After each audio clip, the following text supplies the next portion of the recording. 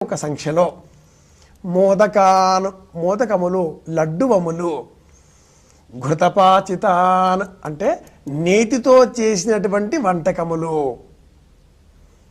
వినాయకుడు సమర్పించేటువంటి నైవేద్యాలన్నింటిలో కూడా ఉప్పు, కారము, నూనె ఈ మూడు లేకుండా చప్పిడి కుడుములు, తీయని పాయసం, కొబ్బరి కుడుములు, లభించేటటువంటి పండ్లు ఇవన్నీ కూడా తప్పకుండా ప్రీతికరంగా నైవేద్యంగా సమర్పించవచ్చును.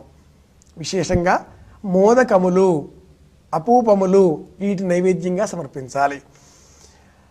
ఈ అపూపములు, మోదకములు అంటే గోధుమ పిండి కానీ మైదా పిండి కానీ తడిపి చిన్నగా పూరీ వలె చేసి అందులో పూర్ణమును ఉంచి ఆ పూర్ణము పూర్తి చేస్తే వచ్చేవి లడ్డువములు, అపూపములు అని చెప్పుకుంటాం.